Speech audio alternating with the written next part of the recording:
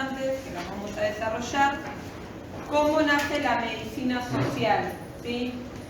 Vieron de que nosotros los textos empezamos hablando con un hecho tan importante como fue la revolución industrial y a partir de todo lo que, buen día, y todo lo que se vino sucediendo después. Obviamente nosotros nos enfocamos más en la parte de lo que es salud, ¿sí? En este texto lo que él hace es justamente, ¿sí?, contar por qué la medicina comienza a ser una medicina social. ¿Y ustedes por qué piensan? ¿Ustedes piensan que la medicina es social? Porque en realidad se plantea como pregunta también. ¿Ustedes piensan que la medicina es social? ¿Por qué?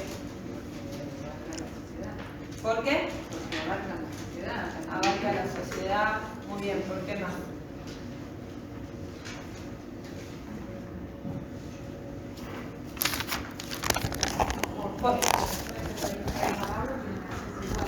Tienen acceso a la salud pública, porque se acuerdan que en la clase anterior yo les dije, cuando empezamos a hablar de la materia general, que nosotros somos seres socialmente, ¿sí?, insertos en una sociedad. ¿Por qué también se plantea esta pregunta? Porque desde el lado del capitalismo, ¿ustedes qué piensan? ¿Que el capitalismo quiere que la medicina sea social o quiere que sea una medicina individualista? No, es una social. ¿Algunos saben por qué? ¿Por qué quiere el capitalismo que la medicina Sí, sea social. Por la mano de obra, porque acá él después al final habla de una medicina o algo así, pasa por varias y dice que si el trabajador se enferma es una pérdida para él. Muy bien, exactamente. Sí, a contraparte que muchos dicen que el capitalismo quiere que la medicina sea individualista, o sea, para el capitalismo el cuerpo es justamente visto como una fuerza laboral que necesita producir y trabajar para la sociedad, ¿sí? Bien, entonces lo que planteamos lo que plantea en este texto es qué va pasando, ¿sí?, cómo se va desarrollando la medicina a partir de 3 puntos importantes que marca primero. Lo que es la biohistoria, ¿sí? La biohistoria, lo que él dice es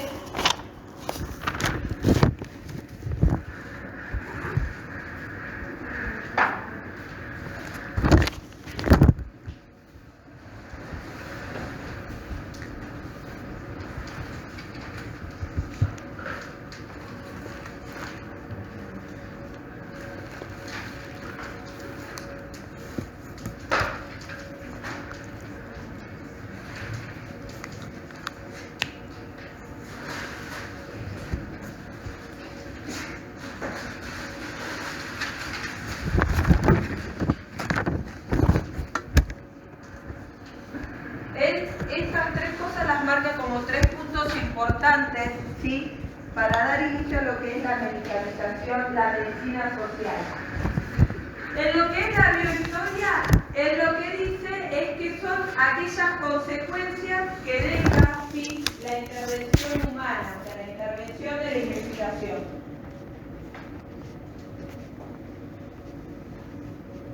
Todo aquello que se investigó, ¿sí?,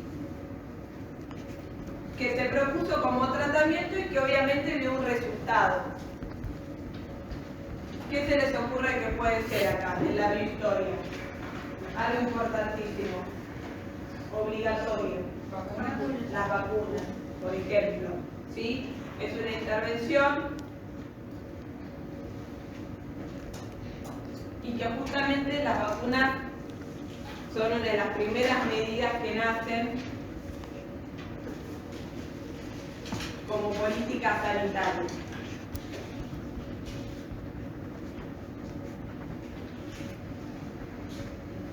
Sí. Después, la medicalización.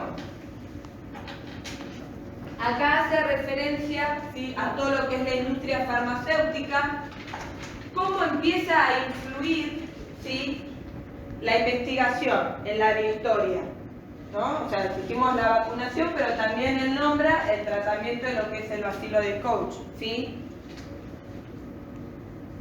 la tuberculosis. Para eso hubo un tratamiento, ¿sí? Que fue la penicilina. Entonces, ahí ya pasaríamos al otro punto, que es la medicalización. La medicalización, ¿en qué va a influir? En que el número de camas de pacientes empieza a aumentar en los hospitales, ¿sí? Porque ¿qué empieza a haber? Más tratamiento de las enfermedades. Ahí es donde hace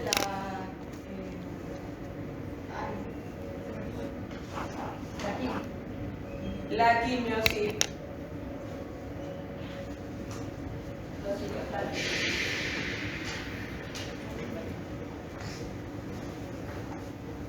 Y después la economía de la salud, siempre, ¿sí? Cómo se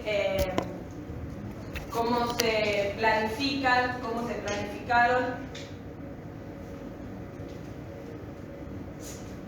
las primeras políticas sanitarias, ¿sí? A partir de estos avances que empezaron a pasar. A partir de que empieza a haber investigación, resultados, medicalización, todo eso tenía que estar con una política económica inserta en el sistema de salud.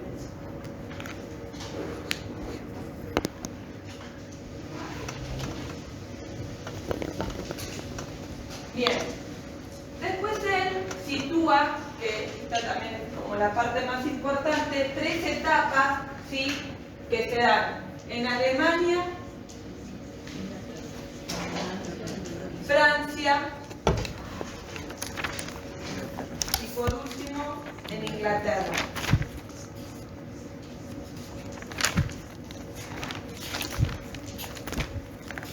Bien, a raíz de hechos sociales, ¿sí? Que fue todo lo que generó la Segunda Guerra Mundial, la Revolución Industrial, todo esto tiene impacto, ¿sí? De manera diferente en esos 3 países. La primera etapa, que es la medicina del Estado, ¿sí? Se sitúa en Alemania. ¿Por qué medicina del Estado? Porque todo pasaba justamente, todo el control lo tenía el Estado, ¿sí? Alemania, con esta política del Estado, lo que empieza a querer cuidar, estudiar, es el cuerpo humano, ¿sí? A la persona. O sea, se enfoca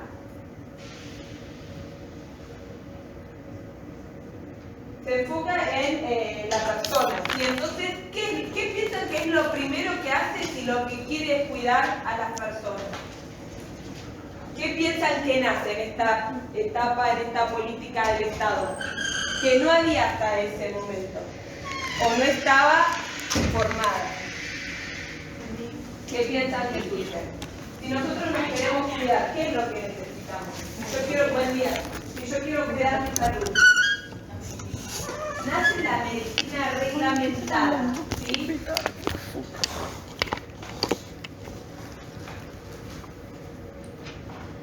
Estímulo visual. ¿La medicina reglamentada nace en Francia? Sí, no, en Alemania. En la medicina del Estado. Ah, ok. Si uno lo piensa, es lo más coherente, digamos, ¿no? O sea, querés cuidar a la persona, bueno, tenés que tener la medicina formal que hasta ese momento no estaba, ¿sí? ¿Qué quiere decir? Que a nivel universitario, sí, se establece el marco legal de la carrera médica. ¿Qué tal? Medicina del Estado. En Alemania se da la medicina. Que a nivel de atención asistencial se empieza lo que es la parte administrativa, se empieza a controlar. ¿Qué dice el médico? ¿Qué indicaciones da? ¿Qué tratamiento da? ¿Y qué seguimiento hace de la patología? Hasta ese momento en Alemania, ¿sí? Solamente había datos de mortalidad y natalidad. A partir de esto, se empiezan a armar registros, se empiezan a tener datos de muerte y mortalidad.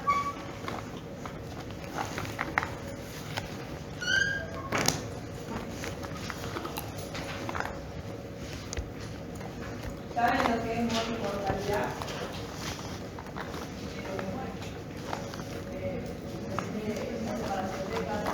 La natalidad y la mortalidad.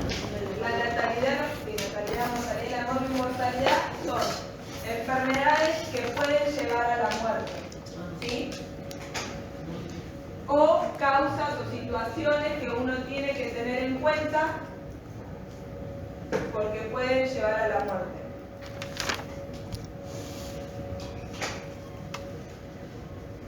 Bueno, ¿quién manejaba todo en Alemania? O sea, si bien decimos que era el Estado, lo hacía a través de la policía médica, ¿sí? La policía médica era quien iba casa por casa, ¿sí? Tomaba registros de las enfermedades, de las familias que estaban enfermas, llevaba todos los registros de los hospitales.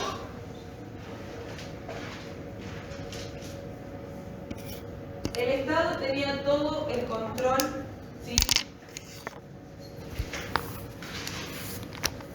de la población. Y lo hacía a través de la policía médica.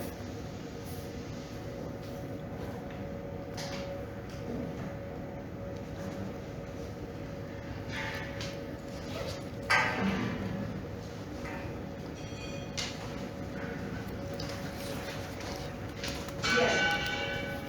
La otra etapa es la de urbanización.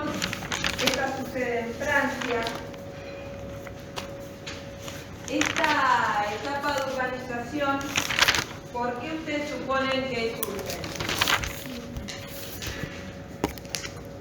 ¿Qué es lo que había en ese momento? Había mucha pobreza, ¿sí? Mucha pobreza en el campo. Entonces la gente, ¿sí?, Migraba para París, para la ciudad. claro, la gente ante la falta de comida, ¿sí?, de trabajo, empieza a irse a las ciudades. Entonces en las ciudades aparece algo que es la causante de todo y que es la aglomeración, ¿sí? ¿Qué pasaba? Con la aglomeración la gente vivía en puentes, en calles, ¿sí? Imagínense que hasta este momento no había ninguna medida higiénico-sanitaria, ¿sí? Por ende, todos amontonados, todos aglomerados, viviendo amontonados. No había cementerios, ¿sí? Las personas eran enterradas allí entre casa y casa, los cuerpos eran amontonados. Imagínense en el nivel de infecciones que había. Aparecen dos enfermedades importantes, muy reconocidas, como la lepra y la peste. ¿Y qué modelo sanitario creen que aparece en esta etapa? Súper conocido hasta la actualidad y que lo hemos vivido hace poco. El modelo de la cuarentena. Bien. ¿Por qué aparece el modelo de la cuarentena? Porque había que aislarse, ¿sí?, frente a tantos casos de infecciones. El modelo de la cuarentena lo que hacía era que la gente se quede en sus casas. Había un sistema de vigilancia que controlaba, que iba casa por casa, que también lo llamaban policía médica, que iba casa por casa controlando que la gente llevaba los registros. Pero bueno, había que solucionar este problema de aglomeración. Entonces acá, esta etapa es muy importante, ¿sí?, porque aparecen las medidas higiénico-sanitarias. ¿Qué es lo que hace? Se levantan las casas de las calles, de los puentes, porque ¿qué tenía que pasar? Tenía que haber circulación. Había para circulación de aire, totalmente. Tiraban las casas. Y el agua, ¿no? Y también lo que pasa con el agua es que se empieza a salinizar, hay una ley Las cloacas. de hidro que lo que hace es purificar el agua. Imagínense que la gente antes iba y agarraba agua de cualquier arroyo, ¿sí? Dos No enfermedades. estaba el agua purificada. Bueno, La peste. se empiezan, las dos principales medidas que se hacen son la del aire y la del agua. Sí, Y la del aire, a través de esto, liberar espacios, que haya corriente de aire. Y la de agua, a partir de la purificación del agua, separar qué agua se podía consumir, cuál no. Los cementerios, se forman los cementerios, pero sobre todo aparece algo que es el ataúd, ¿sí? El cajón. Los cementerios son corridos para las periferias de la ciudad.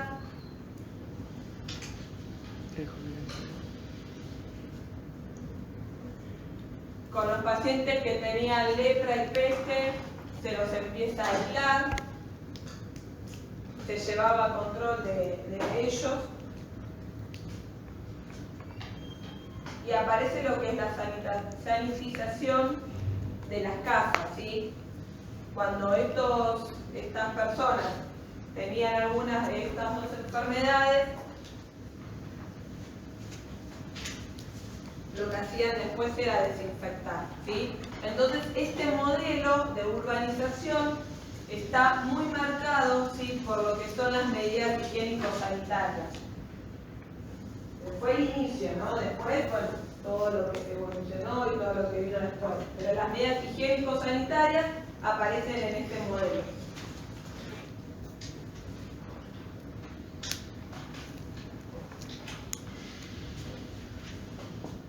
¿Y vos, chico visual? Yo ya había resumido. ¿Pero del Emiliano? Sí, ¿Es exactamente lo mismo? Ah, literal todo. Ya voy más visualizándola así. Ya tengo que repasar esto, pasar todo, que es un asco. Mira esto. dicen que Flashcard. la persona que tiene la letra así es porque son más inteligentes. No sé. No importa. No creo. Creo que sea mi caso. En Inglaterra es el modelo de lo que es la fuerza laboral. ¿Y qué se imaginan que pasó?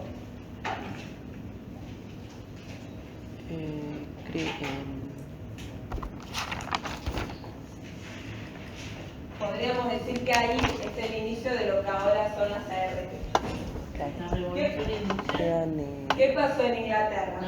Se establece la ley del pobre, ¿sí? Es el modelo de la fuerza laboral. Hasta ese momento, el pobre era el que hacía todo el trabajo en el pueblo, en las ciudades, ¿no? Sacaba la basura, eran los empleados de la gente calificada, repartían las cartas, o sea, andaban de casa en casa. Eran los peores, ¿sí? Eran los sirvientes, eran los que hacían todo el trabajo del pueblo, de mantención, de mantenimiento, y eran los que conocían la ciudad, el pueblo como nadie. Pero, ¿qué empieza a pasar? Se empiezan a enfermar. Se empiezan a enfermar, ¿sí? Entonces, ¿qué pasaba cuando el pobre se enfermaba? No trabajaba. Dejaba de trabajar. ¿Y si no, qué hacía? yo no mandaba. Tiraba. Mauricio. Entonces, esta ley, ¿Contagian a los ricos? la aparición, ¿no? El Por establecimiento eso, de esta ley tiene una doble mirada, porque uno, por un lado, dice, bueno, yo cuando les digo es lo que en la actualidad sería la RT, porque la RT es un poco la que regula todo lo que es las condiciones de trabajo y todo, ¿no? En ese momento esta ley es la que empieza a regular eso, ¿no? Entonces uno puede decir que bueno, a favor del pobre, sí, del empleado, del que laburaba, se empieza a tener un control, si se enfermaba tenía el derecho a ir al médico, que antes no lo tenía. Imagínense que estamos hablando del siglo XIX, ¿no? No es como ahora que uno va al médico, o sea, antes hasta los médicos iban, primero que no había la hospitalización que hay ahora, que antes el médico era el que iba al domicilio, ¿sí? No todos tenían ese acceso, no todos tenían esa posibilidad de que vaya un médico a verlos, ¿sí? El pobre, enfermo, tenía que ir a trabajar igual para poder comer. Entonces, claro, sin tratamiento y no solamente él, ¿quién más? Si no vivía solo, la familia. Entonces esta ley abarca tanto al empleado como a su familia, ¿sí? Se le da la posibilidad de una atención médica, tratamiento, seguimiento de esa enfermedad, vacunación.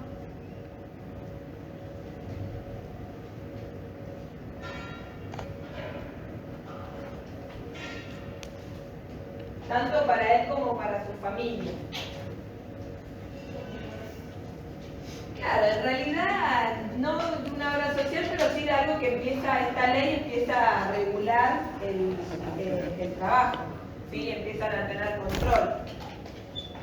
Por eso digo que tiene doble mirada, porque por un lado, bueno, es el derecho, ¿sí?, de un trabajador de poder contar con un sistema de salud, pero por otro lado, Chica escritura.